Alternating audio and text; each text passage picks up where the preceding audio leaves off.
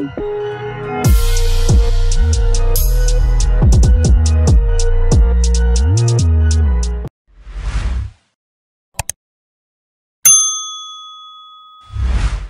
Talk UK, Pro Bs.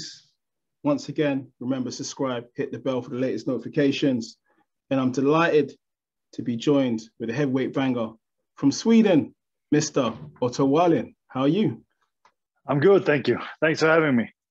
Yes, it's been a hot minute. It's been a while since we last spoke. I actually can't even remember the date. So much has happened. Yeah. But I guess in that time, you've been keeping yourself real busy in the gym.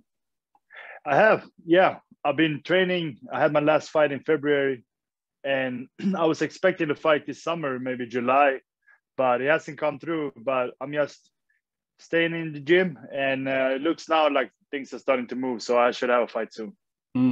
Yeah, you mentioned your fight in February. That was against Dominic Brazil. Real creditable win against a tough opponent. And you went in there and you really dominated, as most people are saying. Reflecting back, how would you score your performance out of 10? Probably give it a 7. I think I could do better, but I think that started out good, and just, I was doing my thing and using my strengths, and felt like he was a slugger, a guy comes forward and likes to get off heavy shots. And also we knew that once he's hurt, he's usually dangerous. So I wanted to be careful with him because he's got a few knockouts on his record. So, but I felt like I was boxing him and winning pretty much every round. I think that I could have saved some energy for the later half of the fight. And that's something that I'm going to do better next time. It's a bit difficult for you because the better you perform, the more people don't want to fight you. So what do you do? I think that my style is a little bit tricky for a lot of people. I'm pretty fast. I got good feet.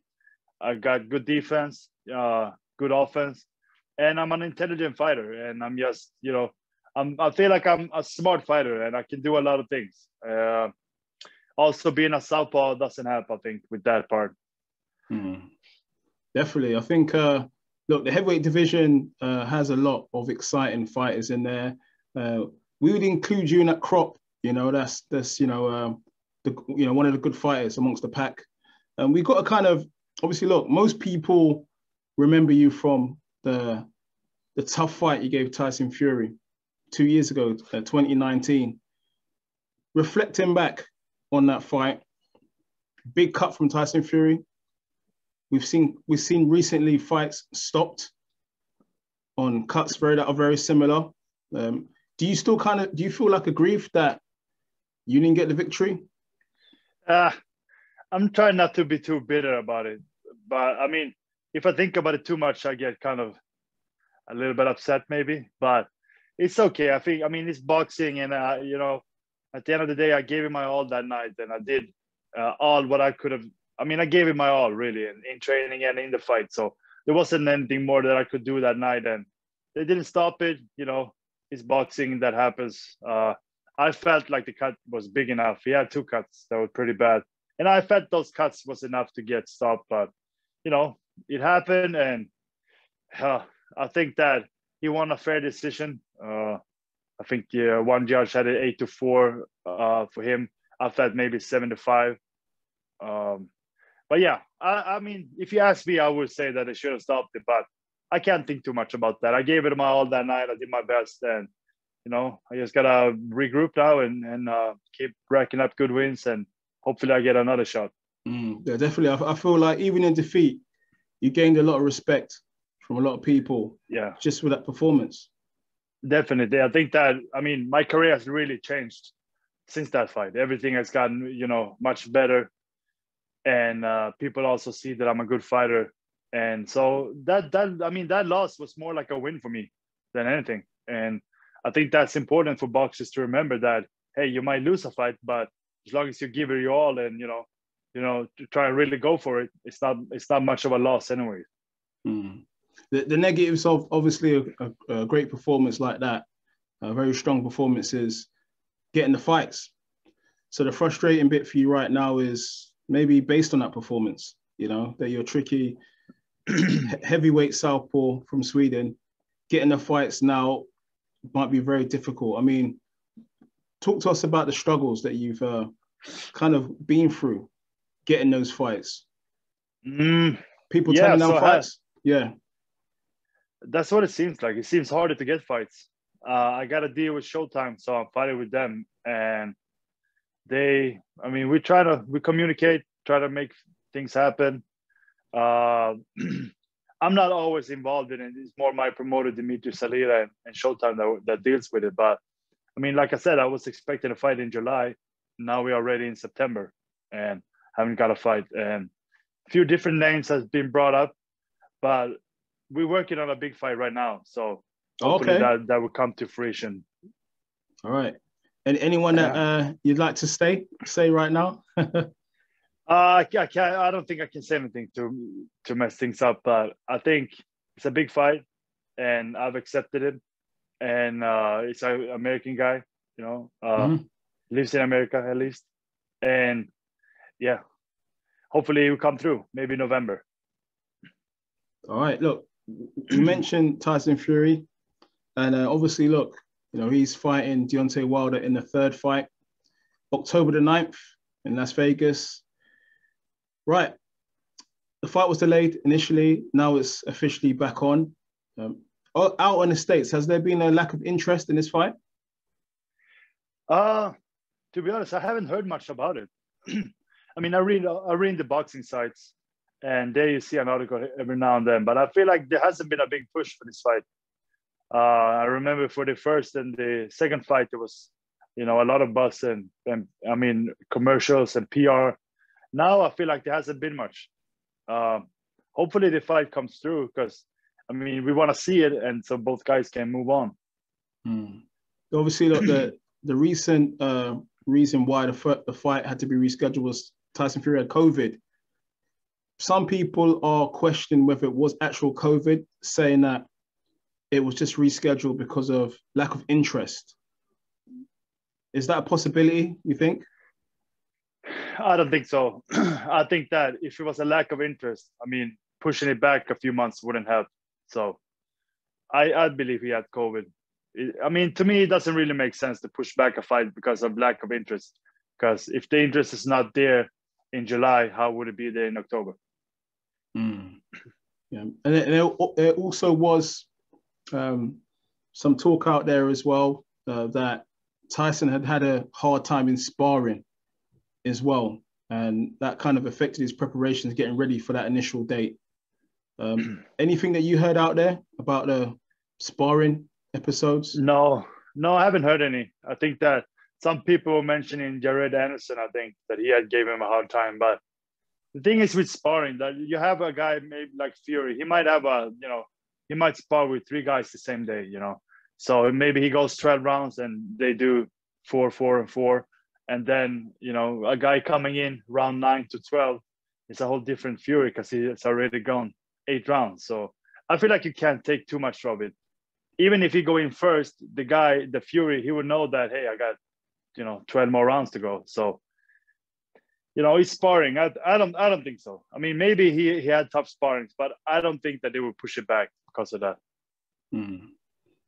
We've seen, obviously, Deontay Wilder, he's been training the whole time. Literally, he's been on his A game, preparing for what he would call redemption.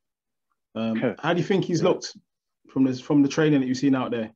I think it's hard to tell anything, but yeah, sure. I mean, on pads, he looks good and everything. I think the biggest thing that he needs to do is just let his hands go with Fury. You can't really load up and try to knock him out with one shot, because Fury is a good technician. He got good defense and good upper body movement. So I think that Wilder just, don't load up as much and just get shots off and use your jab. Well, what have you made of the appointment of his friend now, trainer, Malik Scott, in his corner? Fury said, look, I busted your trainers here in sparring. I busted you up. How is that going to help you in the third fight? Yeah. I mean, a trainer doesn't always have to be a good boxer to be a good trainer. So I don't know how much you can take from that, but I mean, when they fought Wilder and Malik Scott, I mean, he definitely took a dive. That was just, I mean, I think that's just even more obvious now when he's his trainer. But I don't know how much experience he has, Malik Scott. This is a very high level, and you know, it's a lot on the line. I think that Wilder, he's probably very motivated, you know, to win, and I feel like he's gonna do better. But you know, how much can Malik Scott change? Honestly, I don't think he can change too much, because Wilder, he's what, 35, 36 years old now, and I think he is who he is really. So, but a big thing would be, like I said, just let your hands go and not load up. I think they should emphasize that. In your opinion, was Wilder, was he the real deal, or was he hyped up, you know, with all the knockouts? Was he actually the real deal for you? Yeah, he is, of course. I mean, he's been champion and he's defended a lot of times. So, you know, he has great power. That's his biggest asset. But he's been losing a lot of fights on the scorecards until he knocks the guys out. And when you can't knock him out, you know, you saw what happened. The first fight, Fury got back up. It was a draw. Second fight, he came out very aggressive and, you know, beat Wilder to it. So I think that Wilder, like I said, you know, he has huge power. He's always dangerous. So, of course, I rate him. But when it's interesting to see when he meets somebody that he can't knock out. And that happened with Fury, and it might happen again. Speaking of Tyson Fury, today he's gone on record as saying his roadmap, you know, for the next year or so is Dillian Whyte, and then Anthony Joshua twice. Now, on the topic of Dillian Whyte, is that an avenue you've ever explored? I haven't. I don't know. I don't think there's been much talk of that. We haven't really heard anything about that. I know he was gonna come here to the US and have a fight. I'm pretty sure we wasn't contacted. He was gonna fight somebody else, but I don't know why that fight didn't come through, by the way. But seems like he's going back, right? No, he's fighting October the 30th in London. Okay. So, but he's also obviously, look, Tyson Fury's mentioned Anthony Joshua definitely after, into next year. Recently, this week, he's quoted as saying that he will annihilate Anthony Joshua. What's your thoughts on that? Well, I think styles makes fights. And I honestly think that Fury has a bad style for Joshua, because Fury is tall, a good boxer, and he can do a lot of things. And he's also very confident, and he knows, I feel like he really knows who he is and what he can do. So I think it's a bad style, but it's not going to be an easy fight, I think. I think that it's going to be a good fight, but I give Fury, you know, the edge, and I think that he's going to beat him on a decision. Wow. Okay. Obviously, look, you faced Joshua in the amateurs. You know, I remember watching that Haringey Cup fight between the pair of you. You know the inside track on Joshua, but he's developed a lot as a fighter. You know what I mean? He was a big bruising puncher initially, and now he's developed, you know, to much more of a technician. You know. That's true. How have you analyzed his progress? Yeah, AJ's. No, I think he's been progressing very good. I went over there to spar him in 2016, and I felt like back then also he had improved a lot since we were amateurs. So there was a big difference there. Like you said, at first he was a big guy, strong, and but then when I got over there the second time, he was much more technical, and he could do a lot more things. And he's pretty fast too to be that big. And obviously, and look, yeah. Some people say like about all these guys that they're not that good and this or that, but just look at what he's done. He's done really good.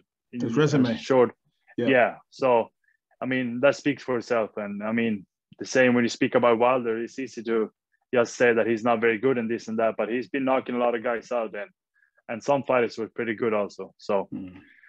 These guys are good, but they're not untouchable. That's what it is. Yeah. I did see Malik Scott and Deontay Wilder say that Tyson Fury is preparing a plan to cheat again. What was your whole take on that? Did you hear anything about that? I mean, I think that's just rubbish. How can they keep on going with this cheating stuff? I mean, I don't see it. I don't understand it. And let's say he would, like Wallin said, he put an egg weight in his glove. I mean, when would he have done that? First of all, you have the commissioner. They keep the gloves. You check the gloves out the day before. Then the commissioner keeps the gloves, give it to you right before the fight. And the commissioner are there when you put on the gloves, and your trainer or somebody from your team, you send them over to make sure everything is right. So you have the commissioner, the trainer, and all these other people in there, cameras and everything. They're wrapping the hands, putting on the gloves, and everybody's free to check them out, see what happens, see what's going on. If there's any question marks, you know, they got to let it be known. But, and then to say somebody put an egg weight or cheating or this and that, just very strange. I don't understand it. And I mean, to me, I don't see any way to cheat when you do that. So I think it's just weird. And how can you not really, I mean, I think it tells a lot about a person. He can't really accept his loss. And that's what I'm wondering too. How much can he improve? You know, if he can't really accept that he lost that fight and just keep coming out with spitting things about Mark Breland and cheating and stuff. It's so weird. And, you know, I don't like it. Okay, a little fired up when we talk about it, but I can't see how it's possible to cheat at that level, because you have the commissioner, you have your team watching everything that's going on. So, and also if they really think that there was cheating going on, Wilder's team should have a real plan in place to make sure it doesn't happen. And I wonder what they've been doing, you know, to do that, to make sure it doesn't happen. Interesting. All right. Okay. Finally, I need to ask you about the fight. It's only a few weeks away. Anthony Joshua against Alexander Usyk in London. How does this fight pan out for you? I think it's a good fight. You know, Usyk was a really good cruiserweight, but heavyweight, he hasn't looked that good. But Styles makes fights too, like I said earlier. And I think that Usyk, he's a very good boxer, but Joshua is strong, big guy, and really a real heavyweight. So I think that Joshua, if he can impose his size and his strength, he's going to beat him and maybe stop him later in the fight. I think it's going to be tough if he has tried to box Usyk, to be honest. Because that's when he's good. I feel like he's a really good boxer. And, you know, hopefully Joshua can just impose his size and show him who's the boss and who's the real heavyweight. I mean, there's been pictures out there online of AJ cutting down a bit of size. He's going for speed in this fight. Yeah, I think speed is always good. Speed is always good, but if he can, I mean, he's still gonna be bigger than him. So, and he's strong, Joshua. He's a big puncher. So, I think that, you know, he has to be smart and I think he would handle it. But he's gotta make sure that he can hit the guy also. So, you know, he doesn't want to let Usyk get too comfortable. I think that Chisora did a good job with him, actually. Chisora, he started out really good, you know, brawling and pushing him back. And that worked really good. But then later in the fight, Usyk came on with his boxing and he won the fight. All right. Otto, we'd like to thank you once again, all the way from NY, New York, baby. Thank you for your time. And hopefully we'll catch up real soon when there's fight news. Yeah. Sounds good. Thank you for having me. Thank you. Otto Wallin, Pep Talk UK. Subscribe. Hit the bell. Thank you. Thank you, Otto. All right. Thank you. Thank you.